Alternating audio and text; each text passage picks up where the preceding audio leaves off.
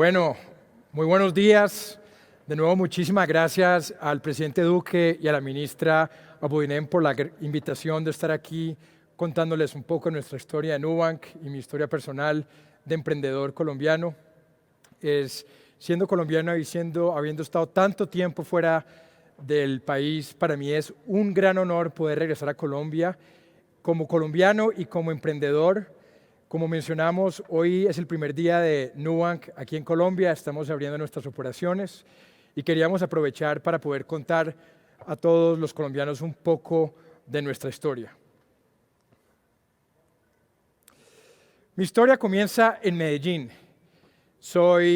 Nací en Medellín en 1981, vengo de una familia de emprendedores, mi papá es emprendedor, mis tíos paternos emprendedores, 11, por el lado de mi mamá también emprendedores, mi abuelo materno, y crecí escuchando en casa que ese era el camino a seguir. Me acuerdo de mi papá diciéndome un día que le dije que iba a ser gerente, me dijo: usted no va a ser gerente, usted va a ser emprendedor, va a abrir su camino y es la forma de tener control, de no tener que ir a marcar tarjeta, de no tener que depender de alguien, sino de realmente poder tener control sobre la vida, sobre los problemas.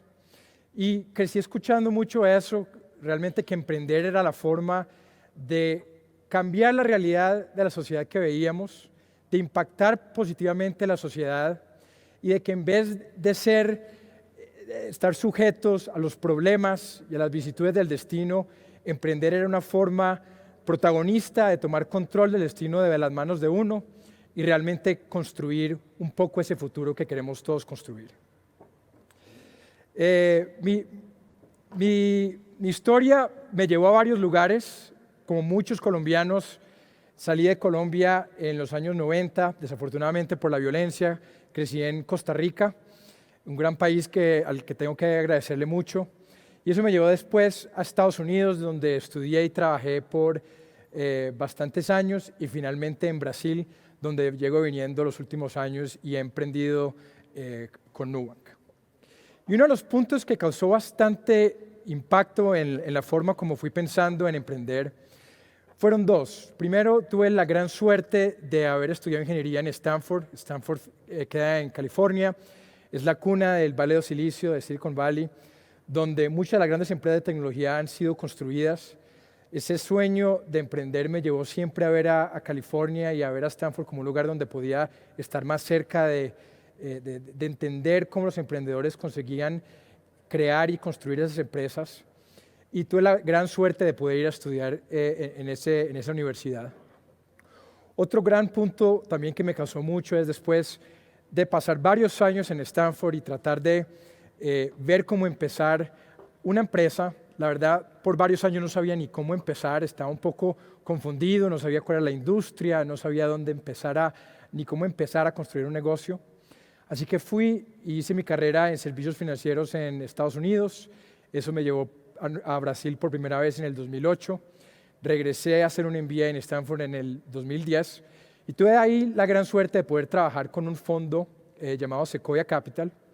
Sequoia es el fondo de tecnología de Venture Capital más grande del mundo. Empezó en los años 80. Yo fui responsable de haber dado el primer cheque a los emprendedores que son responsables por 25% de la capitalización de Nasdaq. Varias de las mayores empresas que existen en el mundo, Sequoia, los socios de Sequoia le escribieron el primer cheque, le dieron el primer cheque a Steve Jobs para que empezara Apple cuando tenía la locura, la idea de ir en contra de una empresa llamada IBM que tenía el monopolio de los computadores mundiales. Le escribieron el primer cheque a los fundadores de LinkedIn, de Google, de Cisco, de Oracle.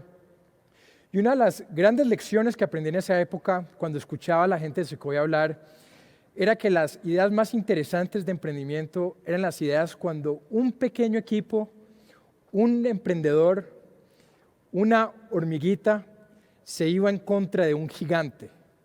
Iba y veía una oportunidad en una industria que era gigante, donde la mayor parte de la gente decía: es imposible, es demasiado difícil.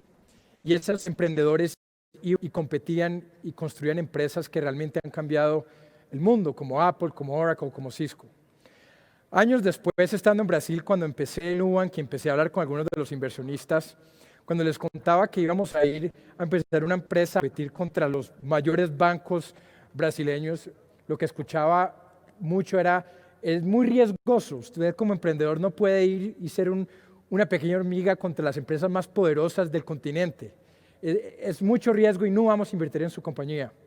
Pero justamente era eso lo que en Silicon Valley, para el inversionista de tecnología como Sequoia, escuchaba esa historia del pequeño contra el grande y era ese el tipo de emprendimientos que querían invertir y que querían realmente abrazar porque tenían el potencial de cambiar el mundo, de cambiar un mercado y de cambiar la sociedad para mejor. Y haber aprendido a ver cómo los emprendedores resolvían problemas me llevó en Brasil a empezar a identificar problemas por todos lados. Yo creo que hoy cualquier colombiano, cualquier persona en México, en Brasil, en cualquier país del mundo, es solo salir a coger un taxi, a montarse en un metro y se da cuenta que la trayectoria del día a día de cualquier ciudadano latinoamericano y en general de cualquier ciudadano en mercados emergentes está lleno de puntos de fricción, está lleno de puntos de ansiedad, donde uno durante todo el día siente que las cosas no funcionan de la forma como deberían funcionar. Y cada uno de esos puntos de ansiedad y frustración generan una gran oportunidad potencial para ser resolvida. En mi caso, ese punto de ansiedad pasó una tarde cuando fui al centro financiero de Sao Paulo en Brasil, Faria Lima, y entré a la sucursal de un gran banco a abrir una cuenta bancaria. Pensé que iba a ser un trámite fácil, un trámite normal, donde iba a entrar, 10 minutos iba a salir y tenía mi cuenta, pero lo que realmente me encontré en esa tarde fue una experiencia que yo algunas veces la comparo con tal vez entrar a una cárcel, a una prisión. La sucursal entraba uno, tenía que pasar por una puerta blindada donde habían 2 guardias armados viéndome como si fuera un criminal.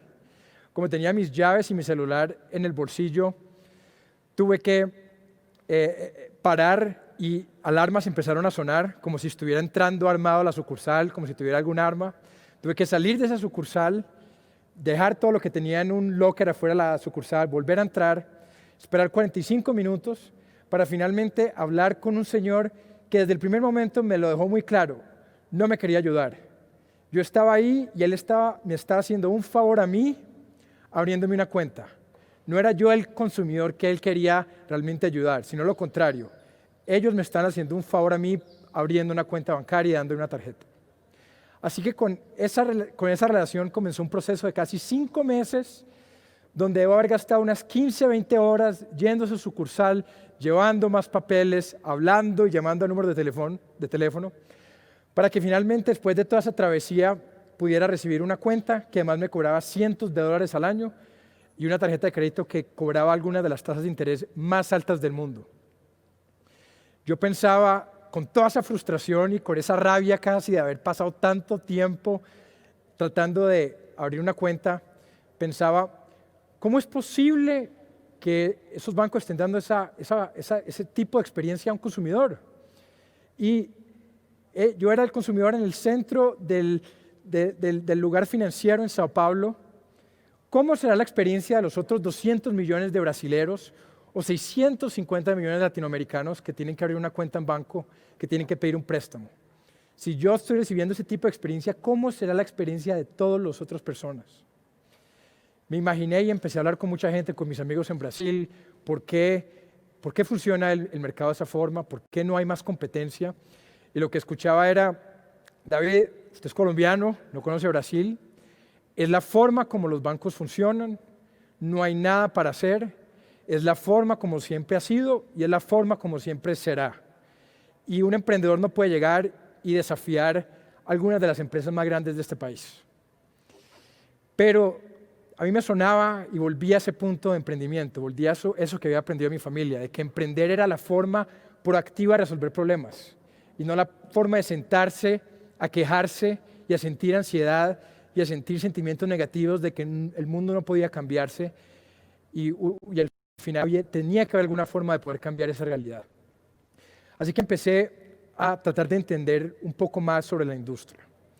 Y me di cuenta de varias cosas. Primero, el sector bancario en América Latina es increíblemente concentrado. Son los más concentrados del mundo. En Brasil, 5 bancos tienen el 80% de ese mercado. Préstamos, depósitos, seguros, préstamos para carro, hipotecas. Todo ese mercado es la mano de 5 bancos. En México, parecido, 6 bancos tienen 75% de ese mercado. Aquí en Colombia también 5.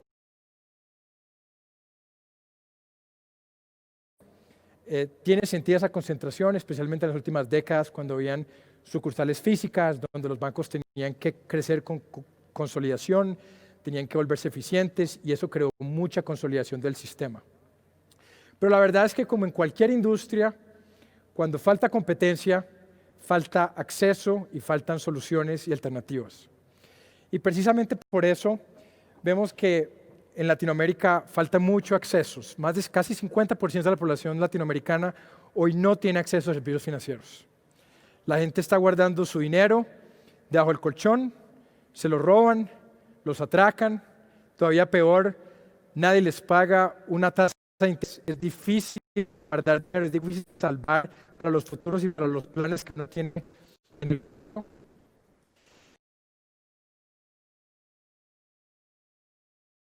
lo que significa peor servicio para el consumidor. Nosotros vemos una métrica que es NPS, Net Promoter Score, que mide a nuestros consumidores cuál es la probabilidad que los consumidores recomienden el producto. Y vemos que cuando comparamos bancos con empresas de consumo en otras industrias, están muy por debajo en esas métricas. Y finalmente, cuando hay falta de competencia, pues se cobra muy caro. Solo en Brasil, el año pasado, esos 5 bancos cobraron más de 8 billones de dólares en cobros y comisiones adicionales para sus clientes. 9 billones de dólares que fueron derecho del bolsillo de 120 millones de consumidores bancarios al bolsillo de 5 grandes bancos que realmente podrían estar dando más y tratando a ese consumidor mejor. Así que, después de pensar sobre ese punto, llegamos a la conclusión que existía una grandísima oportunidad de desafiar ese sistema, desafiar esa concentración, creando una empresa de tecnología, no un banco, una empresa de tecnología que primero que todo se enfocara en el consumidor para dar más alternativas y crecer en todo el continente. Definimos 4 pilares.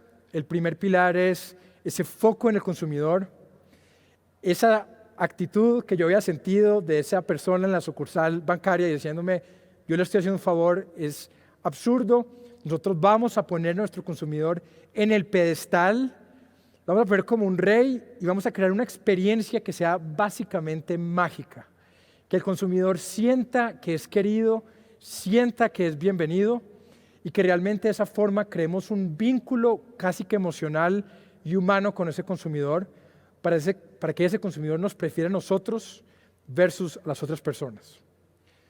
Una vez que definimos ese foco, utilizamos 3 pilares, que es diseño, primero para simplificar servicios financieros. La industria financiera es muy compleja, hay muchos números, hay tasas de interés, a la gente le cuesta entender eso. O sea que la parte de diseño es importante para crear un producto que sea simple y transparente.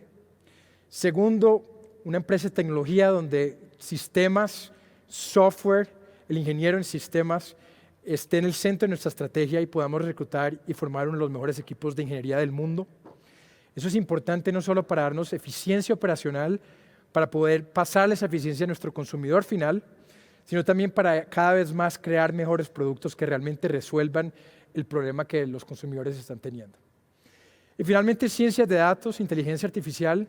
La ciencia de datos nos permite conocer mejor al cliente y construir productos que sean más segmentados, productos que nuestros consumidores entiendan mejor, y además en mercados como el mercado de crédito nos permite utilizar más datos para poder continuamente trabajar para bajar las tasas de interés y cobrar cada vez menos.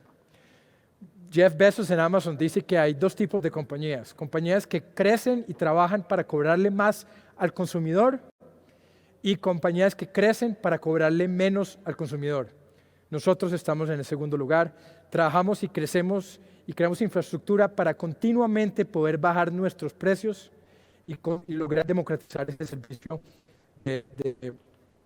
financiero para todos nuestros clientes. Y bueno, la verdad es que la idea de crear una empresa de tecnología en servicios financieros no era tan loca como hubiéramos imaginado. Es lo que venía pasando en cualquier industria, en cualquier país del mundo. En el 2012 tal vez no era tan obvio, yo creo que hoy ya es bastante obvio ver lo que viene pasando.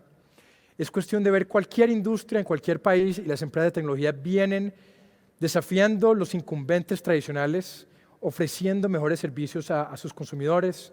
En entretenimiento, por ejemplo, cuando existían empresas de VH, de Tamax, y uno iba y escogía el tipo de video que uno iba a ver, ya empresas como Netflix han quitado ese tipo de footprint offline. Empresas como Amazon en comercio, empresas de transporte como Uber. Y lo que nosotros estábamos diciendo con Nubank es, eso mismo que viene pasando en otras industrias va a pasar en servicios financieros. Esa revolución va a llegar eventualmente a Latinoamérica y va a llegar eventualmente a Brasil, y nosotros tenemos la oportunidad de liderar esa revolución. De nuevo, aquí escuchaba mucho de mucha gente que decía, servicios financieros es la excepción a la regla, porque es una industria muy regulada, porque es muy protegida, porque los bancos son muy fuertes, pero nuestra creencia del principio era que las mismas fuerzas de gravedad que veíamos pasando en otras industrias iba a pasar en servicios financieros. Y empezamos como muchos emprendedores conocen. Nuestro comienzo fue un comienzo muy humilde.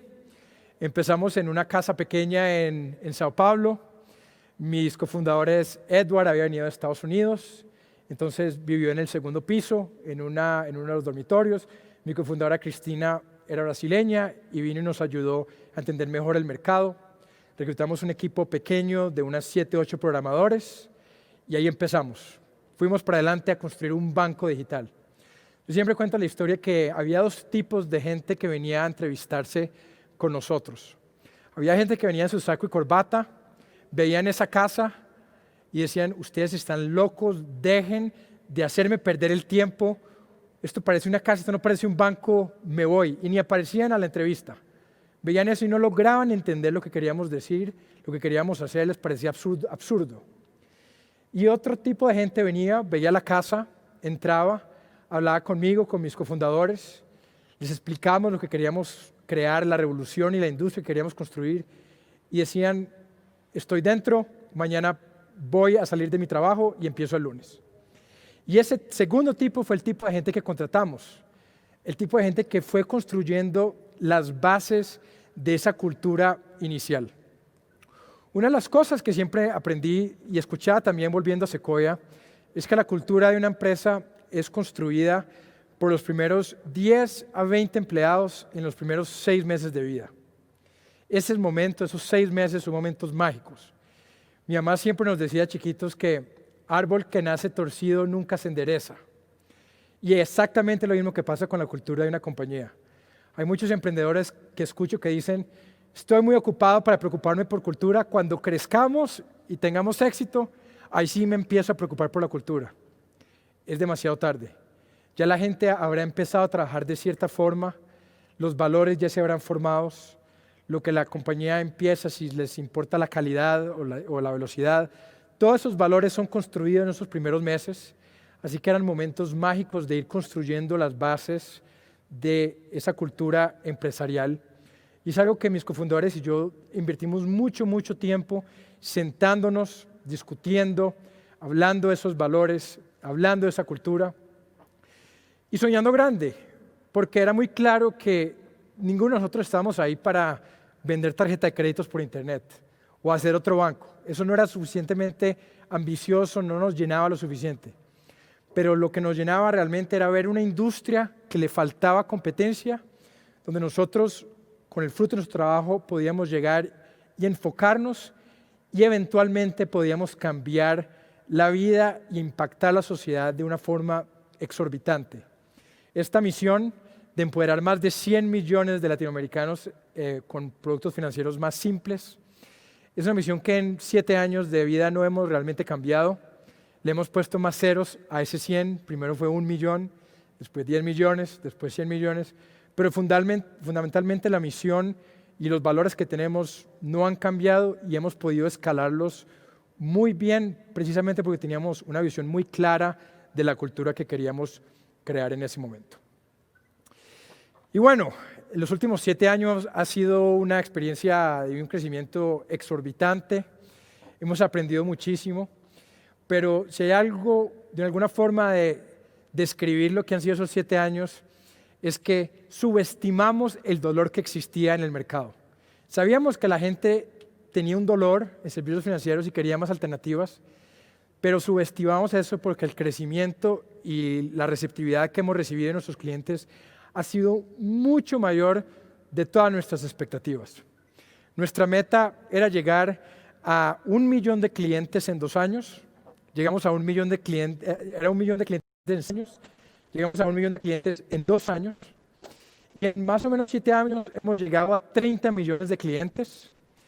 Lo increíble es que ese crecimiento ha sido básicamente viral, boca a boca. Hemos llegado a 30 millones de clientes sin inversión en marketing realmente, casi sin televisión, sin radio. La gente ha recibido un producto que realmente les ha resolvido un problema y ellos mismos se han encargado de ir a las medidas sociales, de hablar con sus papás, con su familia, con sus amigos y ser nuestros más grandes embajadores sobre el producto. Y el crecimiento nos ha llevado a lo que Nubank es hoy, que es el banco digital más grande del mundo. Hay otros bancos digitales en Estados Unidos, en Europa.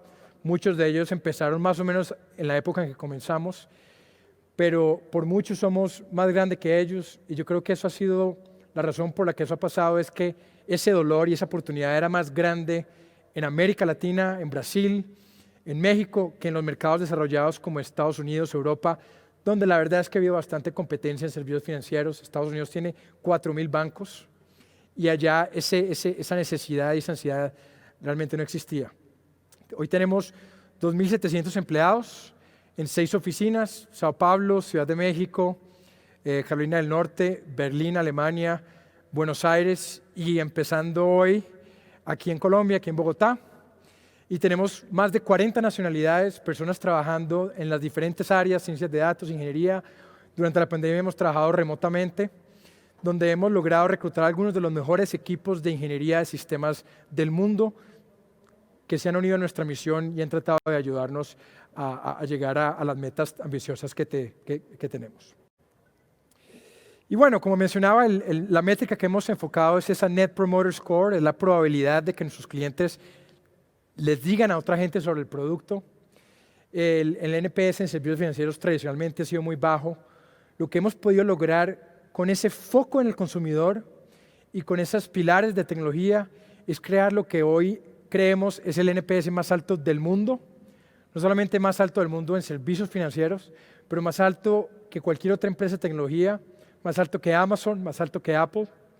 Hace un par de semanas alguien me mencionó que Tesla tiene un NPS de 90, o sea que tenemos un competidor, pero estamos hablando de Tesla.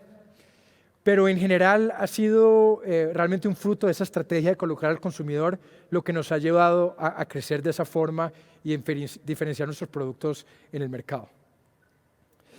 Y ese amor de nuestros clientes es lo que nos lleva a trabajar día a día. La forma como vemos que esos clientes hablan de nosotros es algo que uno jamás se hubiera imaginado, clientes hablando de un banco, donde usualmente existe esa relación de enemistad, casi de enemigos, donde si a mí me va mal, al banco le va bien, donde los incentivos están completamente contrarios. Por alinearnos con nuestro consumidor, creamos esa relación única y vemos cosas y gente diciéndonos, clientes diciéndonos: no, banco, ustedes me tratan como mi novio no me trata, me quiero casar con ustedes, quiero una relación larga con Nubank. Y realmente eso muestra cómo estamos llenando esos problemas y creando ese vínculo fuerte que queremos llenar con nuestros clientes. Una de las partes que hemos visto y que nos más orgullosos realmente es justo ese problema que veíamos inicialmente de falta de acceso a servicios financieros, falta de democratización. Es que especialmente en los últimos 2 años en Brasil hemos podido crecer increíblemente rápido en ese segmento de la población. Ya hoy tenemos más de 2 millones de clientes en Brasil que ganan menos de un salario mínimo. Tenemos cuentas digitales donde no hay mínimo. La gente abre una cuenta digital y gana una remuneración en sus depósitos, igual que si uno tuviera un private banker, igual que si uno tuviera acceso a los mejores servicios financieros. Tenemos también clientes 100% de las municipalidades brasileñas, 5.570 municipalidades, mientras que los bancos solamente tienen acceso a 80% de esas municipalidades. Y hoy logramos ver cómo esa democratización realmente no solamente le sirve a la gente que es bancarizada, pero a 100% de la población. Y bueno, hoy estamos aquí y es un día muy especial para mí, siendo colombiano, con el presidente Duque, con la ministra, para dar muy buenas noticias a Colombia. Y es que hoy llegamos a Colombia y empezamos nuestras operaciones formalmente. ¿Por qué Colombia? Colombia es el tercer país más grande de América Latina, la cuarta industria financiera más grande. Todavía falta y existen muchas oportunidades de digitalizar servicios financieros. 85% de las finanzas en Colombia todavía son hechas en efectivo. Cuando uno compara con Estados Unidos, Europa o hasta Brasil, ya son que son irreversibles. Esa digitalización va a pasar y es cuestión de tiempo que pase. Como también vemos un ambiente muy amplio para poder emprender y para poder crecer y reclutar y ayudar a traer bastante talento e ingeniería en diferentes áreas en Colombia. Así que vemos una gran oportunidad y estamos súper contentos. Venimos trabajando durante la pandemia en los últimos 6 meses. Catalina Bretón, mi socia y la líder de Nu Colombia, ha estado a cargo. Hemos construido todos nuestros productos remotamente con gente desde Brasil, de Buenos Aires, de Berlín, aquí en Colombia, tratando de construir nuestro primer producto para llegar a este punto de lanzamiento. Y finalmente empezaremos aquí en Colombia de la misma forma como empezamos en Brasil y en México, con una tarjeta de crédito, un solo producto, que es nuestra tarjeta de crédito Nu. Es una tarjeta de crédito que es física, pero también virtual, todo en el app, todo en el smartphone. Decimos que es 100% humana porque viene con esa cultura y con ese foco en el cliente de construir una relación fuerte y diferenciada con los colombianos, de ayudar en la creación de esa nueva industria financiera. Pero también somos 100% digitales. No existen sucursales. Va a ser simplemente bajar el app de nuestro smartphone, toma una selfie, llena un poco de información, inmediatamente probamos la tarjeta y se la mandamos para su casa en 24 a 48 horas. Una experiencia 100% digital. Y lo mejor de todo es que por ese producto financiero vamos a cobrar y tener un gran costo de 0. No hay costos por esa tarjeta. ¿Por qué? ¿Cómo logramos tener una tarjeta sin costos? Muy fácil. Por un lado, no hay sucursales físicas, lo que significa que somos más eficientes. Como es todo digital y no hay sucursales físicas, podemos pasar toda la eficiencia de ese modelo de negocio al consumidor final. Entonces, no tenemos que cobrar nada. Por otro lado, no gastamos en marketing caro, en televisión. De nuevo, la estrategia de marketing es que nuestros consumidores amen el producto y le digan a todos sus familiares. Así que en vez de ir a pagar por marketing en la televisión, dejamos esa tarifa, ese cobre en el bolsillo de nuestros clientes. Y no tiene ni cobros ni comisiones. Nuestro modelo de negocios es basado en una transacción que ganamos por cada transacción que hecha. Los comercios pagan por aceptar tarjeta de crédito. Y lógicamente, si los consumidores desean financiarse con la tarjeta, ahí sí hay un cobro de interés en ese momento. Así que realmente es un producto muy enfocado en el consumidor. Esperamos que logre resolver muchísimos problemas. Y como mencionaba, tenemos grandes planes para Colombia. Tenemos un plano de invertir más de 500.000 millones de pesos en los próximos 5 a 7 años.